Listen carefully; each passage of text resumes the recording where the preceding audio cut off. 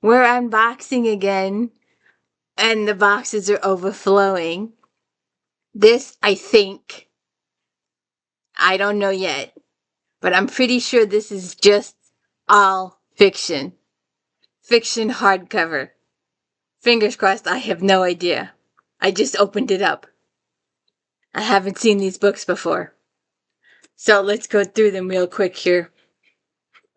Now, this is a very, very thick book, and I don't even know where my. Shoot, hold on a second. I don't know where my glasses are. So, look how thick this is. Ah, I'll fix it in a minute. Let me see if I can do this. Okay, there we go. Tom Clancy, the threat vector. For the covert warriors of the secret organization known as the Campus, the fight against America's enemies is never over, if only because one enemy's destruction inevitably gives rise to a new, even more dangerous foe. But for Jack Ryan Jr. and his comrades, the danger has just hit home in a way they never expected. You're telling me.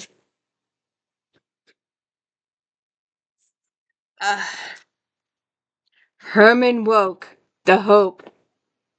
I should do this because I have. Herman WOUK is one of the century's greatest novelists, whose peerless talent for captivating human drama of landmark world events has earned him worldwide acclaim. In The Hope, his long-awaited return to historical fiction, he turns to one of the most thrilling stories of our time, the Saga of Israel. 1993. Nigga. Map.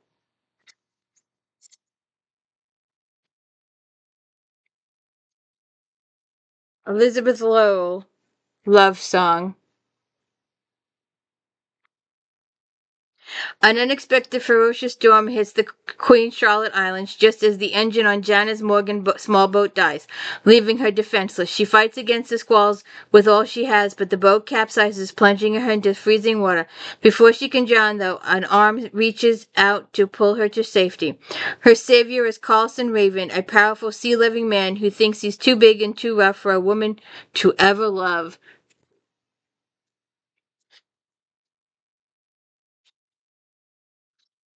1987.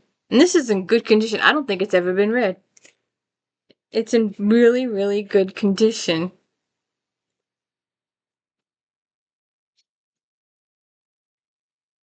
Angela Hunt, The Shepherd's Wife. Yisha or Nazareth has two sisters, Damaris married to a wealthy merchant son, and Fedora wed to a simple shepherd from Bethlehem. Damaris can't understand why her younger sister settled for such a poor existence, but she does what she can to share her abundance. When her husband is invited to join the Faeries, she's excited about the opportunity to elevate the family status, even though some aspects of the lifestyle seem contrary to what she has always been taught. Fedora has long felt inadequate compared to her beautiful sister, but has no regrets about the life she chose. When Fedora's husband is unexpectedly thrown into the Deborah's prison, she's shocked to learn that a loan from her generous sister would jeopardize her brother-in-law's religious aspirations. Forced to pin her hopes on two she-goats whose spotless white offspring could be sold for an upcoming Yom Kippur sacrifice, Fedora must struggle to keep the animals and her family alive.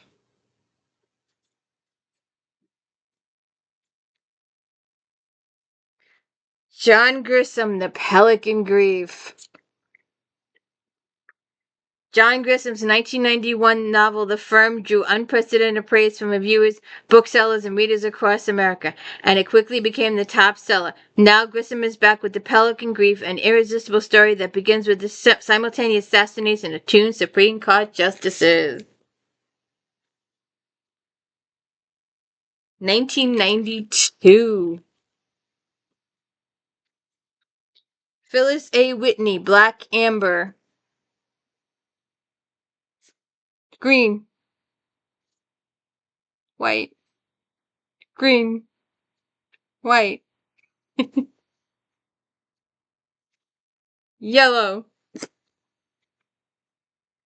Paired in this volume are two of Phyllis's A. Whitney's most suspenseful romances set in myth-enshrouded Africa, the other against the moss and mirets of Turkey.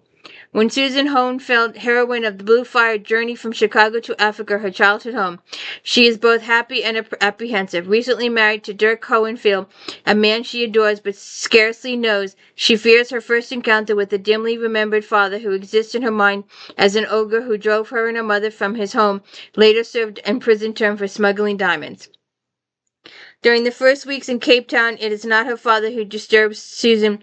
Other people, however, threaten to destroy her marriage and her life.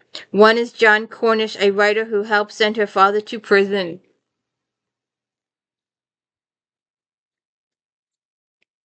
Laurie Wick, Sabrina.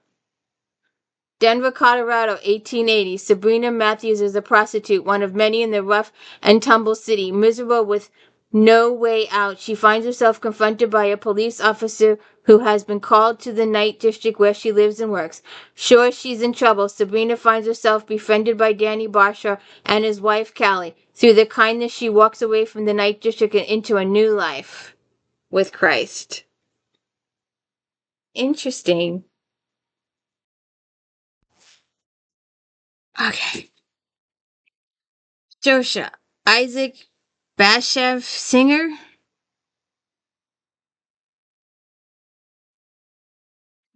This is Isaac Bashev Singer's first novel in 6 years. His last enemy is a love story in 1972. He describes his novel as a story of unique characters and unique circumstances. The background being the 1930s in Warsaw, the years of Hitler's rise to power.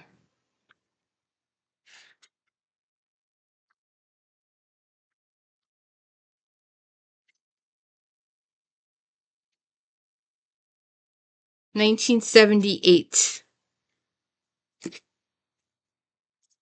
Oh, a more modern book. Harlan Coben, Hold Tight. Ty and Mai Bay never imagined they'd spy on their kids, but their 16-year-old son Adam has been unusually distant, and after the suicide of his best friend Spencer Hill, they can't help but worry. Within days of installing a sophisticated spy program on Adam's computer, they are jolted by a cryptic message from an unknown correspondent that shakes them to the core. Just stay quiet and all safe.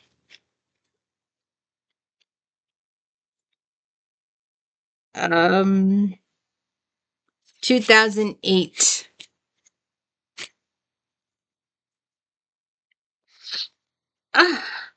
Susan Wiggs, Lakeshore Christmas. Prim librarian Maureen Davenport is finally getting her chance to direct Avalon's annual holiday pageant, and she's determined to make it spectacular, but it might just require one of those Christmas miracles she's always read about. Former child star Eddie Haven can't stand Christmas, but a court order from a judge has landed him right in the middle of the merrymaking as Maureen's co-director. Maureen and Eddie spar over every detail of the pageant, from casting Trouble Kid to Eddie's original and distantly untraditional holiday music. Is he trying to sabotage it or what? 2009. We got somewhere on the corner up there.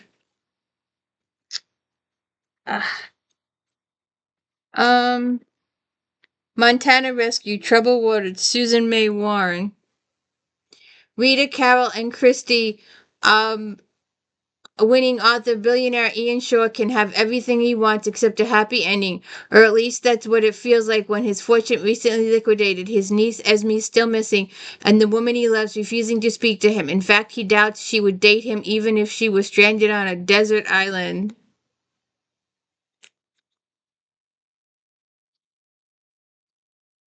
(2017).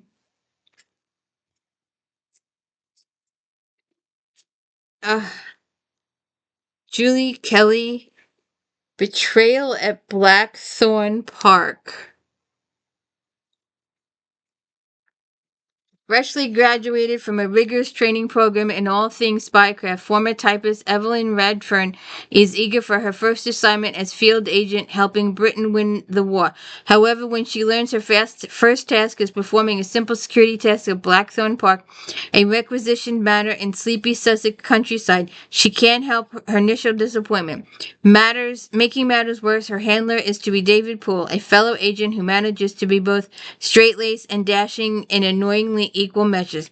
However, Evelyn soon realizes that Blackthorn Park is more than meets the eye, and the upcoming visit from Winston Churchill means that security at the secret weapons research and development facility is the most important. 1980.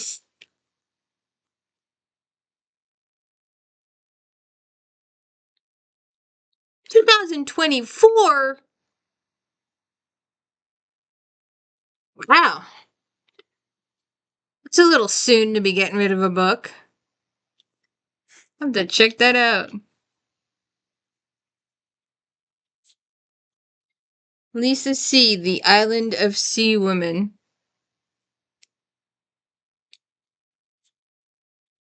Set on the Korean island of Jeju, The Island of Sea Women follows Mia Ji and Young Suk, two girls from different backgrounds, as they begin working the sea with the village's all-female collective over many decades through Japanese colonialism of the 1930s and 1940s, World War II, and the Korean War. The era of cell phone and wetsuits for the women divers, Mia and Young Suk developed the closest of bonds. 2019.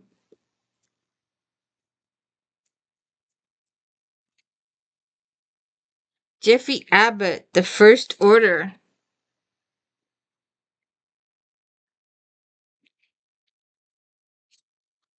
Two brothers, one dead, executed by extremists on a grainy video, the other forged into a top undercover agent. But now Sam Copper has reason to believe that his brother Danny may be alive. And if Danny has been living a secret life these past years, where has he been and what has he become?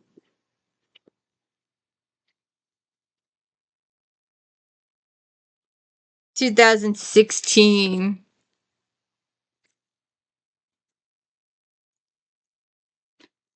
Robin Carr, Return to Virgin River. Kylie Sloan's home in Southern California is wonderful of memories of the woman who raised her, but the memories are prolong her grief over her mother's recent death. A successful author, Kaylee hoped she would pour herself into her work. Instead, she has terrible writer's block and a looming deadline. Determined to escape distractions and avoid the holiday season, Kaylee borrows a cabin in Virgin River. She knows the isolation will help her writing, and she drives north through the mountains and the majestic redwoods. She immediately feels inspired until she arrives at the building that has just gone up in flames. Not good. Up. We got a little separation going here. 2020. I guess they just don't make them like they used to. Ah.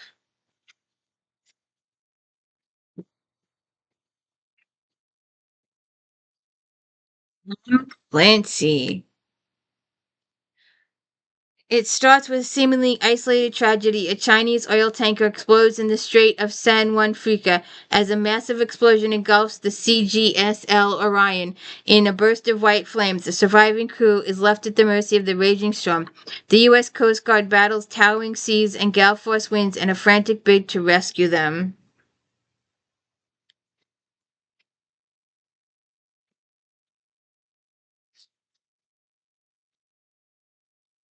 (2017) Ah.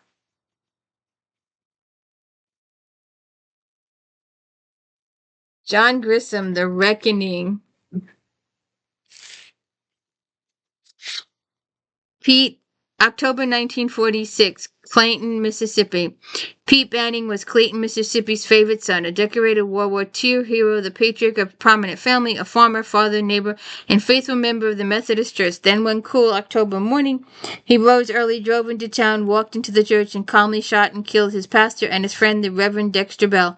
As if the murder weren't shocking enough, it was even more baffling that Peter's only statement about it to the sheriff, to his lawyers, to his judge, to jury, and his family was, "I have nothing to say." And he was not afraid of death and was willing to take his motive to the grave.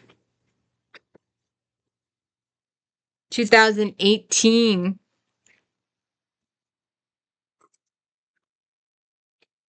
Hammy Hoag, Bad Liar.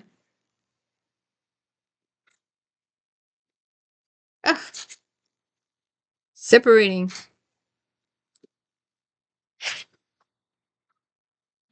2024, another new one.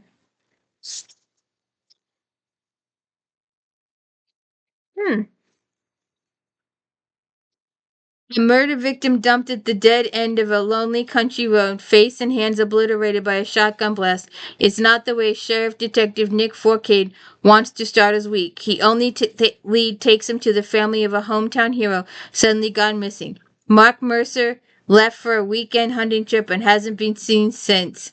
Meanwhile, Sheriff's Detective Arnie Broussard begins her first day back at the job after suffering a brutal attack by FBI B. Lynn Fortnott.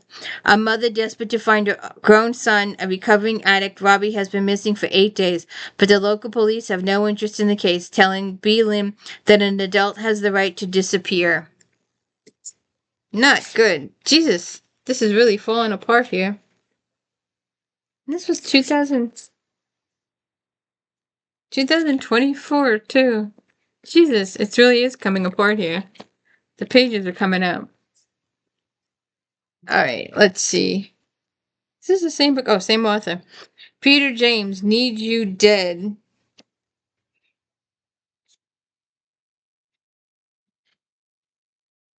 Lorna Belling, desperate to escape the marriage from hell, falls for the charms of a man who promises the earth, but as Lorna soon finds out, life seldom follows the plans you made. A chance photograph on a client's phone changes everything.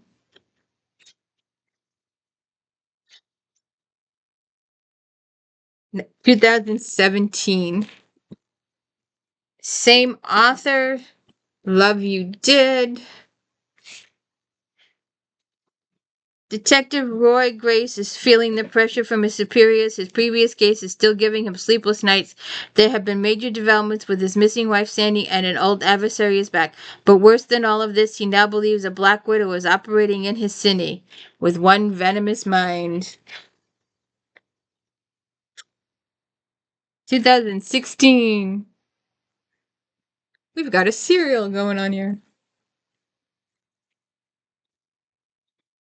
Very Bad Company, Emma Rosenblum. Bloom? Yep, Bloom. Every year, executives at the trendy tech startup Aurora gather the company's top employees for an executive retreat in Miami. And this year, Caitlin Levy, Aurora's newest hire, is joining the team as head of events. The benefits are outstanding: seven-figure salaries, stock shares, discretionary bonus, limited vacation. What could possibly go wrong? When a fellow high executive vanishes after the first night, the disappearance has the potential to derail the future of the company's sales and cost everything. Another one! First edition, 2024. What's up with getting rid of all these 2024 books? Sebastian Junger, War.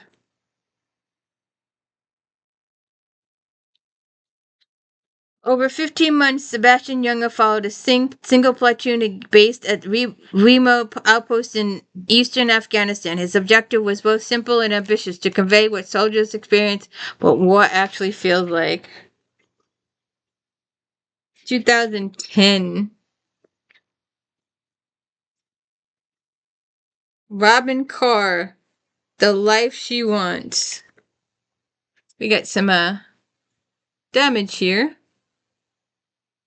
Damage on the corners. Damage on the corners.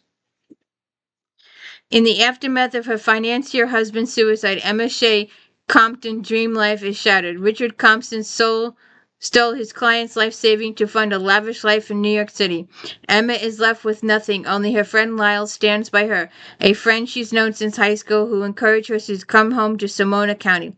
But starting over isn't easy, and Sonoma is full of unhappy memories too. And people she'd rather not face, especially Riley Kerrigan. Riley and Emma were like sisters until Riley betrayed her. 2016. Ugh, these are big. James A. Michener, Mexico. Look at the James A. Michener, Mexico, one of the world's greatest best-selling writers, tells the story of a tumultuous land in a novel that vividly captures the sweep of Mexico's colorful history and teems with multitude of unforgettable characters. Norman Clay is an American journalist, arrives in Mexico not only to report on the decisive duel between two celebrated matadors, but also to learn more about his family's past. 1992.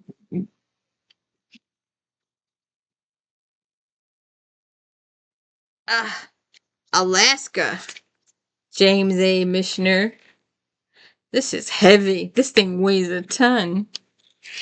Alaska and its numerous islands have for so many thousands of years occupied by people from Siberia that discovery of this continent by Columbus seems like a current event. Eskimos, Alus, Apaches, Tingites crossed to this breathtaking, beautiful land in small boats, or when the floor of the Bering Strait was exposed. They came on foot, as did various huge exotic animals that now no longer exist. 1988. What's the 2250 price tag?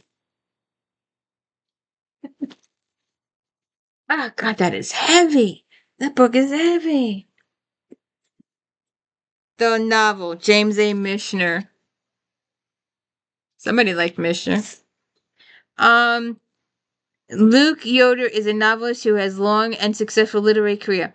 He has written what he believes is his final book, yet a mysterious and violent tragedy strikes the community. Yoder finds himself preoccupied by it and inspired to write a new kind of fiction.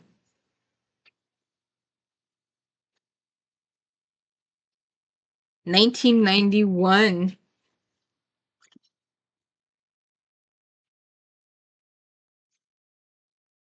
Dan Brown, The Lost Symbol. I think we've had one of these every week, haven't we? In the stunning follow-up to the global phenomenon The Da Vinci Code, Dan Brown demonstrates once again why his world's most popular thriller, The Lost Symbol, is a masterstroke of storytelling, a deadly race through a real-world labyrinth of codes, secrets, and unseen truths, all under the watchful eye of Brown's most terrifying villain to date, set within the hidden chambers, tunnels, and temples of Washington, D.C. 2009. I think we need some tape here. War and Remembrance. We're definitely gonna need some tape here. Sucker is heavy. It's the main tale I had to tell. While I hope that some readers, even in this rushed age, will find the time for both novels. War Remembrance is a story in itself and can be read without the prologue. The theme of both novels is single. The last words of Victor Henry's commentary on the Battle of Leyte Gulf is plainly enough. Either war is finished or we are.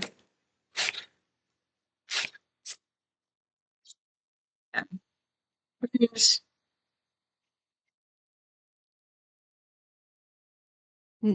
1941, 1915. Ugh. Diana Palmer, Tangled Destinies. Seems like a weird one, or a normal one to be in the book box. Saved from an abduction and unthinkable harm, Gabrielle Bennett owed her life to her rescuer, Mark Stefano, a stranger from sketchy town of shadows of town, could have asked for money. Instead, he introduced her to desire and claimed her completely. Then he broke her heart. 1986.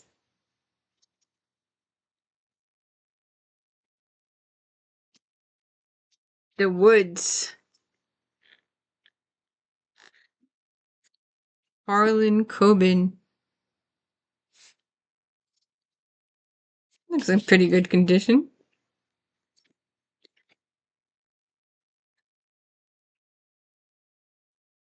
See, there's no synopsis.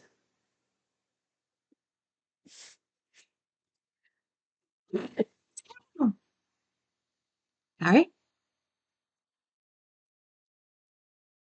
David Balducci. Simple Genius.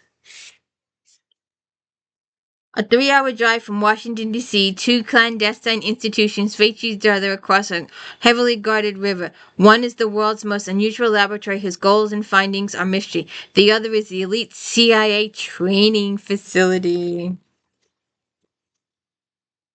2007. All right, we're down to our last four. The President's Assassin, Brian Haig. It looked like a mass execution. 6 people systematically shot and killed in a private Washington mansion. One of the targets happened to be White House Chief of Staff, but that wasn't the reason Sean Drummond was called in on the case.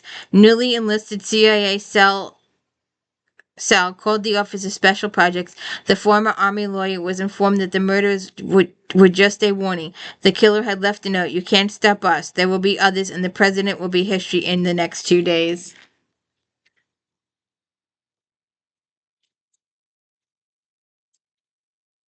2005.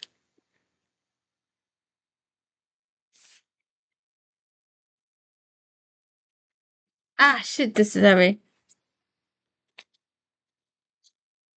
The Demon Copperhead, Barbara Kingsolver. Oprah Book Club. Demon Copperhead is the story of a boy born to a teenage single mother in a single wide trailer with no assets beyond his dead father's good looks and copper-colored hair. A caustic wit and a fierce talent for survival in a plot that never pauses for breath. Relayed in his own aspiring voice, Damon braves the modern perils of foster care, child labor, derelict schools, athletic success, addiction, disastrous loves, and crushing loss.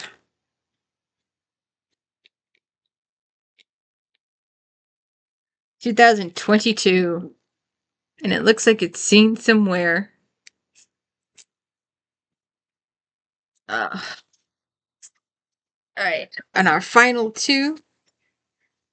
James Campano, Goodbye Girl. Piracy cost the movie and music industry billions. No one has been able to stop it, but that won't stop Miami criminal defense lawyer Jack Sewick. His latest client, Emmy Nichols, is a Grammy-winning pop star whose career has been skyrocketed. Despite her success, she's the most underpaid superstar on the planet because of an erroneous record contract that she signed as a teenager with her now ex-husband, Shaky Nichols, who has made himself rich off her royalties.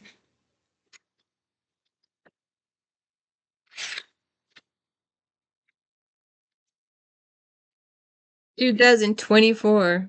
Really? This is like the third or fourth 2024 we've gotten. All right, and our final book is a lady you know well, Patricia Cornwell. Predator. Predator is a terrifying new Dr. K. Scarpetta novel from America's #1 best-selling crime writer. Scarpetta, now freelancing with the National Forensic Academy in Florida, digs into a case more bizarre than she has ever faced, one that has produced not only unusual physical evidence but also tantalizing clues about the inner workings of an extremely cunning and criminal mind. 2005. Well, the box is empty now. So that was our box of fiction, mystery, I guess we could call it. Historical fiction, I guess. I don't know. What do you call Mexico and Alaska? Historical fiction? Fiction? It's fiction. So this is our box of fiction. So if you could please hit the like and subscribe, I'd appreciate it. Check out Star Trek Next Generation recaps on Fridays, If Then Friday afternoons, and of course Flashback Monday, where we talk about all the books in my Romantic Time book review magazine. And have a good one. See you next week for more boxing. This is so awesome. I love getting these boxes and opening up and finding out what's in them. It's just awesome.